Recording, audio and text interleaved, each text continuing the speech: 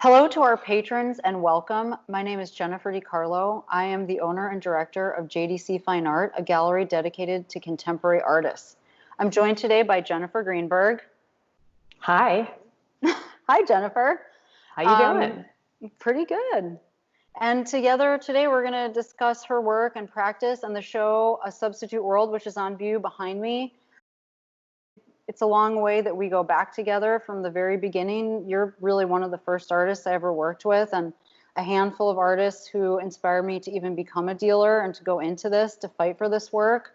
So I think it's really appropriate that it be the two of us who initiate hashtag JDC Artist Talk.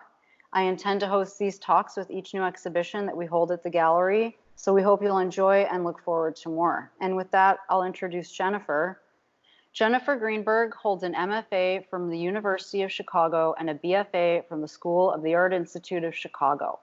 Her work has exhibited nationally throughout her hometown Chicago and into the Milwaukee area, from New York to Philadelphia, Atlanta to Florida, and in various venues through Southern California, from San Diego to Santa Barbara. Internationally, Greenburg's work is shown in Japan, China, and Australia. Her work is in such notable public collections as the Museum of Contemporary Photography in Chicago, the Museum of Fine Arts Houston, the Museum of Contemporary Art Tucson, the Museum of Photographic Art San Diego, Santa Barbara Museum of Art, the National Gallery of Art in Ontario, among others. Welcome, Jennifer. Thank you. Currently, right behind Jennifer, as you can see, is a project that we have really worked on together that we've named A Substitute World. When the pandemic hit, we had planned another show. Yeah, totally planned something completely different. And, the pandemic requires radical action. I think that the whole world would agree with that statement, that nothing that you think is true or that you think should happen is true in the midst of a pandemic. And so we decided to be as radical and unconventional as the situation warranted, really. And what is more radical than going from making work that is a critique about photography and a critique about image making and about how images exist in culture, to sort of swinging the pendulum 180 degrees and making a show of very traditional looking landscapes. It's sort of a radical idea in its conventionality. And it's also something that I would never have done under normal circumstances, because both as a photographer who's committed to 21st century ideas, I don't want to be provincial. I don't want to be conservative. I don't want to tread water in place. I want to move photography forward and think about what it's going to mean as it's moving through time in a continuum. And so that is the first problem with sort of traditionally made work. And the second problem is that as a female photographer, it's sort of like not acceptable to be a landscape photographer. If you look in the canon of the history of photography, you're going to find very few female landscape photographers. The book, Why Photography Matters Now More as Art, which is an iconic text that so many people refer to, Candida Hoffer is really the only female who's spoken about at length in that book. There's a lot of name dropping of female artists, but there is only one person who's actually given a critical response. And that's sort of like obnoxious, right? And so it tends not to be a good avenue, both in gender normative expectations that are unfortunately withheld in the photography world, and then also just in terms of, this effort to move the discipline forward. Pictures that are part of this exhibition have been taken over the last 15 years. And the way that we whittled it into an exhibition was I went through and located pictures that I could remember that I'd taken like 15 years ago that I'd never worked on. So, the pool picture with the pink floaty that's right behind your head, I took that in 2015 I knew that I had that image and I knew that I wanted to work on it. And I went back into a hard drive to locate that exact picture out of tens of thousands. I think sometimes people think that I don't take other pictures, that I just work in the studio and I just make revising history. But I've been a photographer since I was 17 years old, and I take thousands of pictures a year, and they sit on hard drives, and I look through them and think about them, but I can't necessarily find a framework for them to be pushed in my artistic practice. But that doesn't mean I don't take them. It doesn't mean I don't think about them. And so it's interesting because I work sort of the same with other people's images vis-a revising history that I do with my own. It's if I can totally remember perfectly what something looks like and what it means, even if I looked at it a week ago or a month ago, or if I took it 5 years ago, it works exactly the same way. Talk about the rules of inclusion.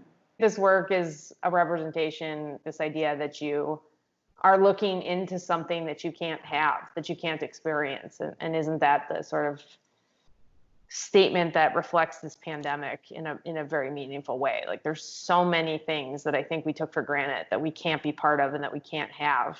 So I think, this work was born of that in a way.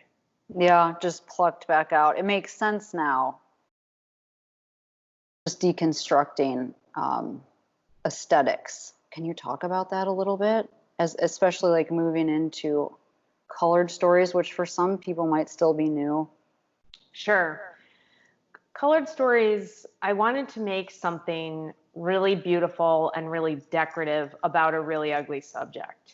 And as somebody who teaches visual literacy and the way that images impact our decision-making processes, and about how images affect really so much of our lives, and most of the time we're not even aware of those impacts.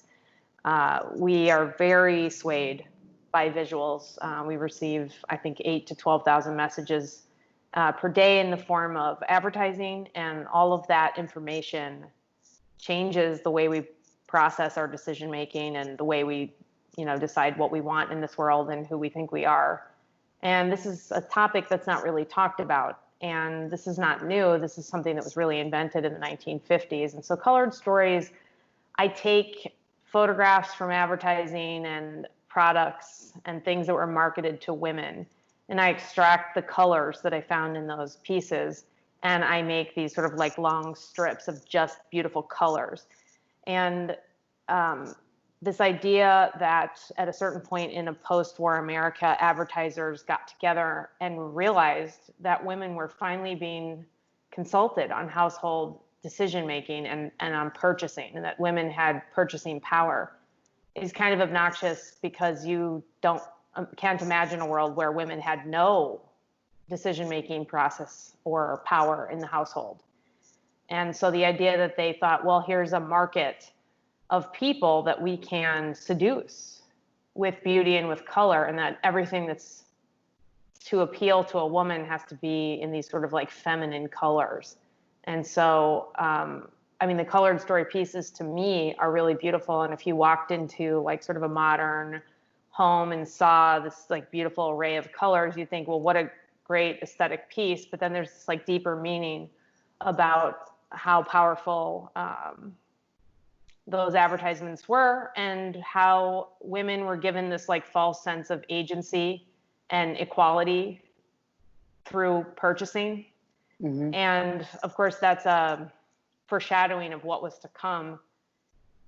Things have changed slightly in the very recent history in the past 6 months or so, but until recently, identity in America has a lot of times been based on what you can buy.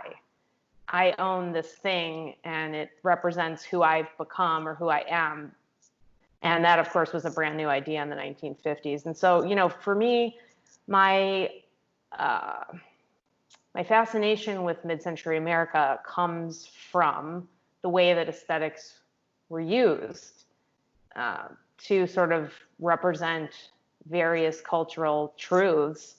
And those truths connect with our contemporary realities, because it was sort of the beginning of this sort of Pandora's box that we opened that we can never close, right? It was the beginning of seducing people with advertising, pretending that if you bought something, your life would be better, pretending that if you looked a certain way that you could get ahead in this world, and like just all these just sort of negative cultural things started to be born during that era. And so I love this idea of like connecting the past with our contemporary realities. After all this time you've spent studying it, why do aesthetics, do you think, become such easy conductors of these tropes?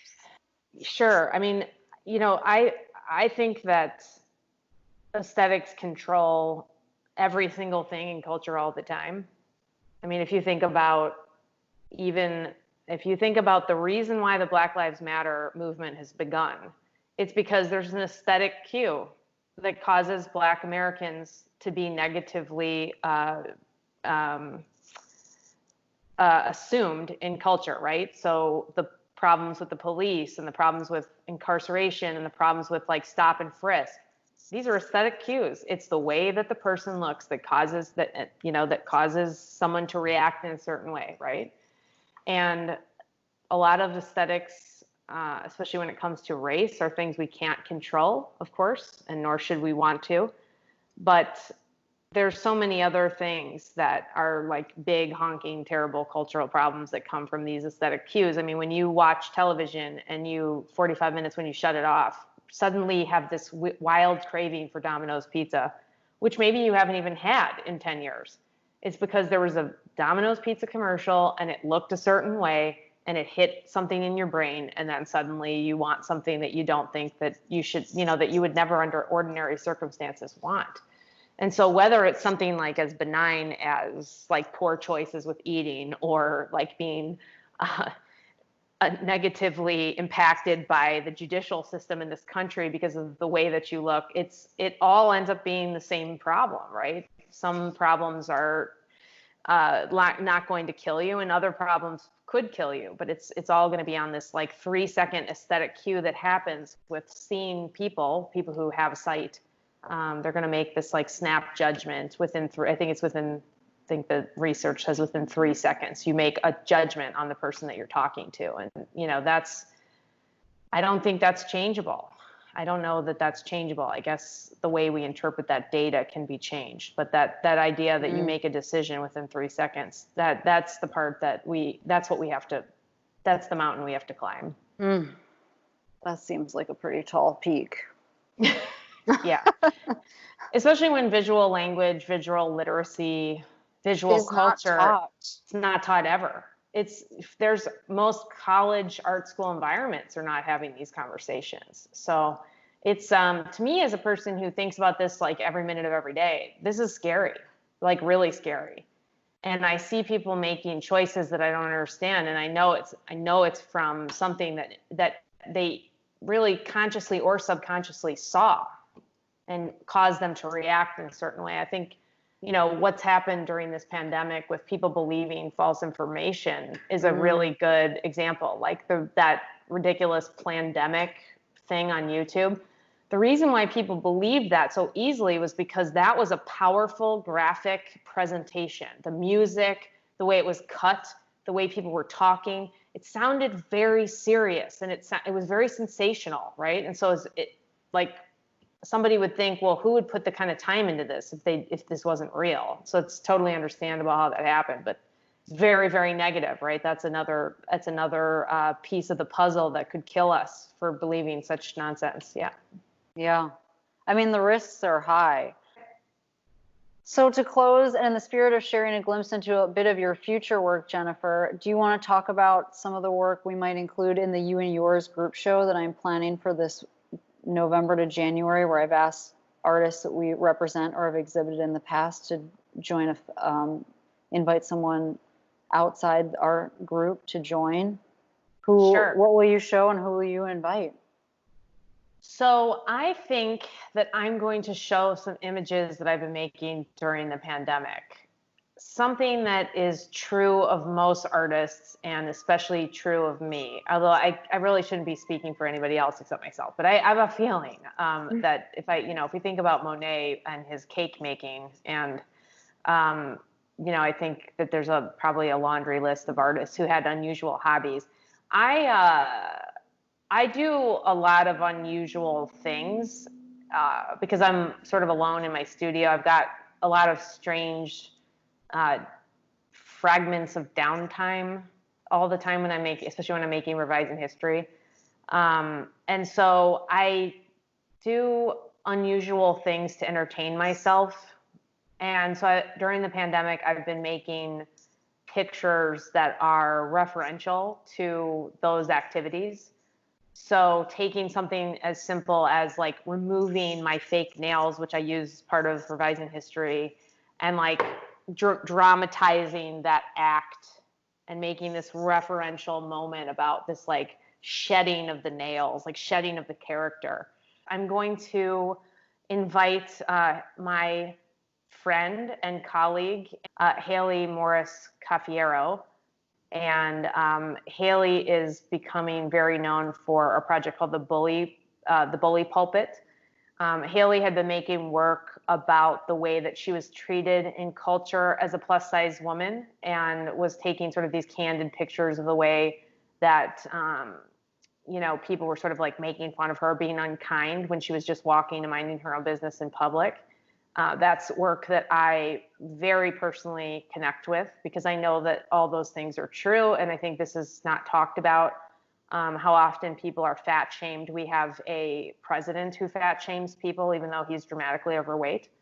And so I thought that work was pretty amazing. And then when her project went viral because of how many people resonated with the work and thought it was amazing, and it got put on like every news source, the comments on those articles posted on the internet were absolutely cruel. And people were saying the most disgusting things about her.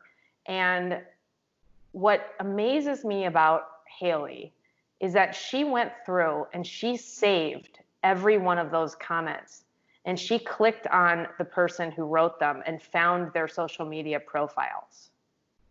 And she went and copied their profile pictures and has recreated all of those pictures and incorporated the quote that the person said about her.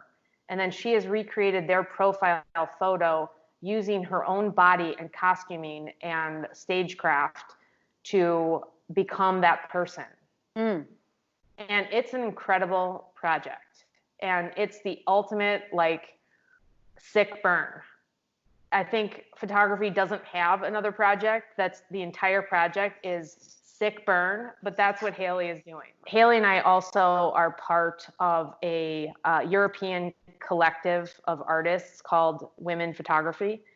And the first book that this collective has put out, which is called The Body Issue, just came out. And I'm sure that you can offer it on the JDC Fine Art website for people to purchase, but it's a collective of female photographers from all over Europe and the United States who have come together to sort of address some of these problems that women are facing in the art world. And so it's been a wonderful thing to be part of it. And Haley was the person who nominated me to be part of that collective. So hopefully I'm giving her an opportunity right back, a little return on that one. We look forward to seeing the work you've spoken of and Haley's work as well. We'll try and get a copy of the book for the shop. So to all of our patrons, thank you for listening. Stay in touch, and our best as always.